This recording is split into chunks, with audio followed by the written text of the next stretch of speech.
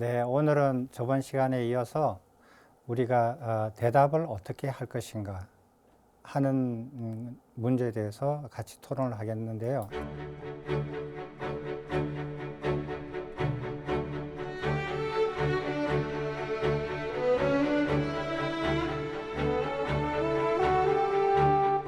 그러면은 그 저번 시간에 얘기했던 바른 스승의 조건들을 다 갖추지 않는 사람한테는 질문을 못 한다. 그럼 이 세상에 바른 스승이 하나도 없는데 그럼 아무한테도 질문을 못 하느냐? 이런 문제가 생겨요. 그래서 비록 바른 스승에까지 이르지 못한다 할지라도 이 대답하는 기준을 잘 익혀서 거기에 맞춰서 대답을 해주면 그나마 괜찮다라는 거예요. 됐습니까?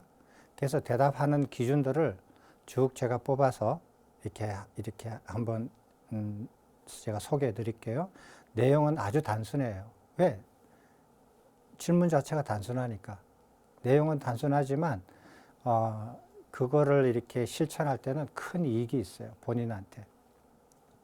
첫 번째요. 석가모니 부처님께서 왓지국의 수도인 외살리 수도 근처에 서쪽에 어떤 숲에 머무르시고 계실 때였어요. 그때 사리푸타라는 비구 스님이 그 외살리의 수도에 가서 이제 탁발을 하러 나갔어요. 탁발하러 나가다가 사람들이 쭉 모여가지고 뭐를 이렇게 누가 이렇게 얘기를 하는 거를 지나가다 들으셨어요. 그 얘기하시는 분이 누구냐면 그 지역 사람으로서 부처님한테 출가했다가 환속한 사람이에요. 포기하고 환속한 거예요. 그래서 사람들은 모아놓고 얘기했는데 사람들이 환속한 사람한테 물어보는 거예요. 너 가서 뭐 배웠니? 왜 환속했습니까? 거기서 무엇을 가르쳐 줍니까? 그리고 당신이 왜 환속을 했습니까? 무엇이 못마땅해서 환속했습니까? 진실이 무엇입니까? 이렇게 물어볼 거 아니에요. 궁금하니까. 거기에 대해서 얘기하는 것을 듣고 사리푸타 존자께서 이때는 아마 아랑가를 이루기 전이신 것 같아요. 사리푸타께서. 그래서 그 얘기를 듣고 이렇게 걱정이 돼서 석가모니 이제 탁발을 다 마치고 석가모니 부처님께 가서 말씀을 드려요. 도시에 나갔더니 이러이러한 일이 있어서 환속한 지 얼마 안 된 비구가 이렇게 다른 사람한테 석가모니 부처님에 대해서 얘기를 합니다. 라고 그 말을 전해요. 그랬더니 그 말을 전했는데 그 말에 일부는 사실이고 진실이고 일부는 거짓이에요. 이렇게 얘기하는 거예요. 근데 이제 이 출가해서 환속하신 분은 어떤 생각을 가지고 출가를 했냐면 자기는 신통을 배우고 싶었던 거예요. 신통에 대해서 좀 배우고 싶었는데 신통을 가르쳐 주지 않더라. 그래서 불만이 좀 있었고, 그리고 또 자기가 본인이 궁금했던 게 있는데 궁금했던 걸 안 가르쳐 주는 거예요. 부처님께서. 그래서 거기서 불만이 쌓여가지고 환속을 했어요. 궁금한 게 뭐냐 하면은 이런 거예요. 우주가 최초에 탄생할 때 빅뱅에서 탄생을 했는데 그게 사실입니까? 아닙니까? 이렇게 물어보는 거예요. 인간은 최초에 어떻게 생겨났습니까? 인류의 기원은 무엇입니까? 이렇게요. 하늘이 먼저 생겼습니까? 땅이 먼저 생겼습니까? 이런 게 궁금한 거예요. 이런 걸 석가모니 부처님께 여쭤봤더니 안 가르쳐 주는 거예요. 그래서 열받아가지고 환속했어요. 자, 이해됐죠? 상황이? 그래서 그 얘기를 듣고 석가모니 부처님께 말씀드렸더니 석가모니 부처님께서 그 말씀을 전해 듣고 사리푸타한테 설명을 해줘요. 맞는 말은 맞다. 그 부분적으로 맞는 말은 왜 맞느냐? 맞다. 그 사실이다. 그건 칭찬해요. 그 사람은 맞는 말을 다른 사람들한테 잘 설명해서 칭찬받을 일을 했다. 틀린 말을 했다. 틀린 말을 한 것은 환속한 그 사람이 화가 나서 석가모니 부처님을 폄훼하려고 화가 나서 어리석게 그렇게 말을 한 거다. 그 말이 사실이 아닌 이유를 하나씩 설명을 해요. 아주 차근차근하게 설명하면서 예를 들어서 설명하면서 그 예가 끝날 때마다 이 말씀을 하세요. 제가 경전을 읽어보면서 가장 두렵게 느껴진다라는 문구가 바로 이거예요. 이 문구예요. 한번 읽어보겠습니다. 사리부타여, 마치 여기 어떤 비구가 열애의 법을 바르게 이해하여 계를 구족하고 구차 재정을 차례대로 구족하면서 시메타가 더불어 해해타를 이루게 되어 모든 해타를 이루면, 그러면 스스로 최상의 지혜를 실현하고 열반을 성취한다고 나는 말하듯이, 이렇게 항상 말씀을 하셨어요. 거기에 이렇게 정법을 바로 이해해서 계를 구족하고 계를 어기지 않고, 그리고 이렇게 범행의 차제대로 차근차근하게 닦아 나가면 너는 반드시 모든 해탈을 이루고 바른 깨달음을 성취하게 된다 라고 항상 말씀하셨듯이, 이렇게 말했듯이, 만약 그가 근거 없는 말을 철회하지 않고 견해를 버리지 않고 그 마음을 버리지 않는다면 마치 누가 그를 데려가서 놓은 것처럼 그는 반드시 지옥에 떨어진다고 나는 말한다. 여기 그는 그 환속한 친구예요. 됐어요?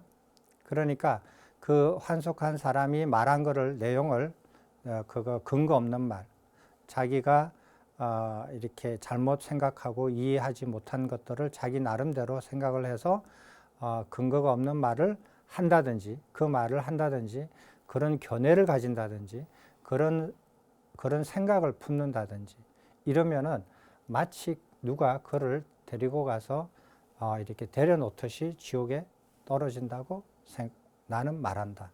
근데 그것도 반드시. 그리고 부처님께서 수많은 말씀을 하셨지만 끝에 말씀하시면서 나는 말한다 라고 나는이라고 넣는 게 몇 군데 안 돼요. 그건 굉장히 강조하신 거예요. 확신 있게 말씀하시는 거예요. 자, 이게 부처님께서 누구든지, 그대가 누구든지 상관하지 않는다. 누구든지 부처님 말씀에 따라서 차례대로 이렇게 닦을 것 닦고 배울 것 배워서 이렇게 성취해 나가면 마침내 정각에 이른다. 누구든지 그렇게 할 수 있다. 이 가르침에 따라서 하면은. 그렇게 말하듯이 누구든지 이렇게 말을 하면 반드시 지옥에 떨어진다라는 거예요. 그래서 대답을 하시는 분은 절대로 근거 없는 말을 해서는 안 된다라는 거예요. 근거 없이 자기가 추측으로, 혹은 자기가 이렇게 그 어떤 책을 이렇게 읽고 거기에서 동의를 했는데 그 책이, 그 저자가 어떤 근거 없는 생각, 바탕 없는 생각, 자기 나름의 이론을 펼쳤다든지, 부처님 가르침과 다른 내용을 이렇게 부처님 가르침처럼 근거 없는 말을 하거나 그런 견해를 가지거나 그런 생각을 가지면 그 사람은 즉각 반드시 지옥에 떨어진다는 거예요. 그러니까 이렇게 대답을 하지 말라는 거예요. 됐습니까? 근데 문제는 뭐냐면, 이렇게 대답하는 사람의 말을 듣고 그걸 100% 자기가 수용을 해서 그 견해도 자기 견해로 만들어 가지고 그 말을 그대로 옮겨서 내가 다른 사람한테 전하는 거예요. 아, 저분이 불교는 이렇다더라 라고 내가 전했어요. 저분이 근거 없는 말을 하는 줄 모르고 나도 그걸 받아들여서 그렇게 다른 사람한테 전했어요. 그러면 어떻게 돼요? 첫 번째 말한 사람도 지옥에 떨어지겠죠. 그러면 그 말을 듣고 전해준 사람도 같이 떨어져요, 안 떨어져요? 같이 떨어져요. 그러면 같이 떨어지는 그 책임이 누구한테 있느냐는 거예요. 말한 사람이 있습니까? 아닙니다. 그 듣고 그 견해를 받아들이는, 듣는 사람의 책임이에요. 그래서 반드시 들을 때, 어떤 다른 사람의 의견을 받아들일 때 자기가 그 의견을 점검을 하셔야 돼요. 점검하지 않고 100% 받아들인다. 이러면은 거기서 잘못된 일들은 본인의 책임이에요. 말하는 사람 책임이 아니에요. 그래서 그런 말을 듣고 나도 지옥에 떨어졌다. 그 지옥에서 만났다 이거예요. 왜 당신이 내한테 그런 말을 해가지고 내가 그 말을 믿고 그대로 다른 사람한테 말해가지고 당신도 지옥에 떨어지고 나도 지옥에 떨어졌어. 왜 당신이 그런 말을 나한테 했어? 이런단 말이에요. 그럼 뭐라 그래 그 사람이? 나도 그렇게 들었다 이거야. 니만 그렇게 당한 거 아니야? 나도 그렇게 들었는데. 그럼 뭘 할 거예요? 그래서 답변을 들을 때 아주 조심해야 되고 답변을 할 때도 아주 조심해야 되는 거예요. 그게 첫 번째 이유예요. 두 번째, 어떤 사람이 질문을 했어요. 질문을 했는데 저 사람한테는 저 사람이 무슨 질문을 하든지 간에 저 사람한테 대답을 하면 안 되는 사람이 있어요. 그걸 답변하는 사람은 알아야 된다라는 거예요. 무기라는 것은 답변하지 않는다라는 뜻이에요. 그래서 답변하지 않기 때문에 기록에 남아있지 않다라고 해서 무기라고 얘기하는 거예요. 없을 무자에 기록하는 기자예요. 그래서 지금 말로 하면은 답변하지 않아야 하는 질문자. 어떤 사람이 질문을 했다. 모든 사람이 질문하면 내가 대답을 다 해줘야 될 의무가 있는가? 아니에요. 어떤 사람한테는 대답을 해주면 안 된다라는 사람이 있는 거예요. 그런 사람들한테는 대답해주면 안 된다라는 거예요. 그걸 말씀하시는 거예요. 됐어요? 그럼 어떤 사람인가? 만약 어떤 동료 수행자가 수행자로서의 자질이 부족하거나 자질을 갖추지 못하여 훈도하기 어렵고 인욕하지 못하고 교계를 공경하게 받들이지 못하면 비록 그가 존자들께서 저에게 말씀해 주십시오. 저는 존자들의 훈계를 받아야 합니다라고 간청하더라도 그에게 세존의 가르침을 베풀지 않아야 하며 그를 세존의 가르침으로 이끌지 않아야 하며 그를 청정법명으로 이끌기 위해 해야 할 일과 하지 않아야 할 일들의 훈계를 하지 않아야 합니다. 어떤 사람이 왔어요. 저한테 간청을 해요. 무릎 꿇고 제발 좀 가르쳐달라 하더라도 자질이 부족한 사람들한테는 가르치지 말라는 거예요. 석가모니 부처님의 가르침을 가르쳐주면 안 되고 글로 이끌어서도 안 되고 어떤 건 해야 되고 어떤 건 하지 말아야 되는 거 이런 걸 가르쳐주지 말라는 거예요.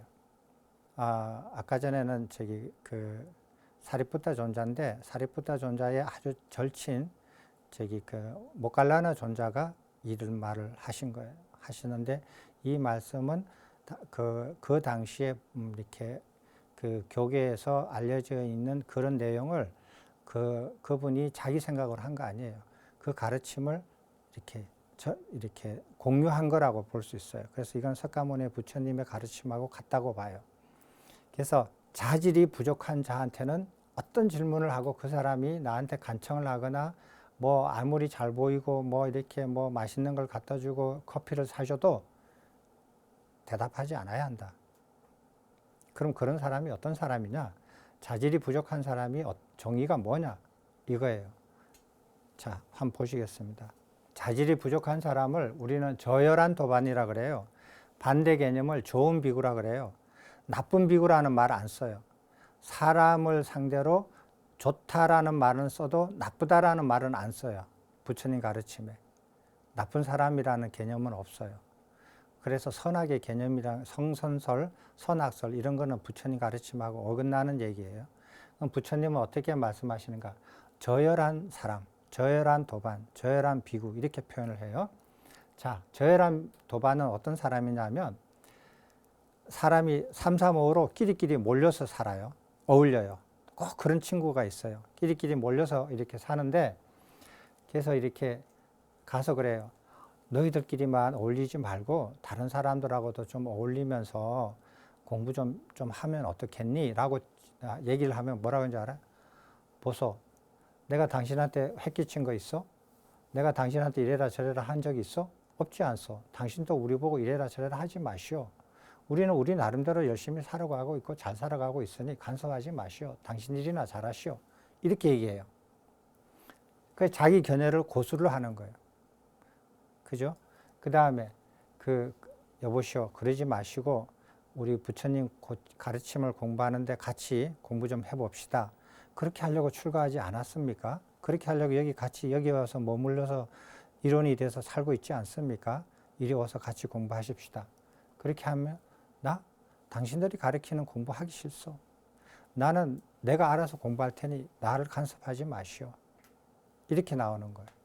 그래서 수순하게 가르치는 것을 받아들이지 않아요. 그렇게 하고 또 그 사람이 이렇게 나는 부처님 가르침을 이렇게 생각합니다 라고 말을 해요. 그럼 옆에 있는 다른 사람이 그거는 부처님 가르침하고 좀 다른 내용입니다. 그렇지 않습니다. 부처님 가르침을 바르게 이해하면 그렇지 않고 이렇습니다 라고 얘기하면은 그걸 수용을 안 해요. 그거는 당신이 보는 견해의 부처님 가르침이고 내가 보는 견해의 부처님 가르침은 이렇소. 당신은 당신 갈 길 가시오. 나는 나 갈 길 갑니다. 당신은 당신의 길에서 부처님 가르침을 따르시고 보시오. 나는 내 견해로 내 부처님 가르침을 보고 따릅니다. 이렇게 얘기한단 말이에요. 수용하지도 않고 바르게 이해하지도 않아요. 이런 사람들을 저열한 도반이라고 해요. 특징이.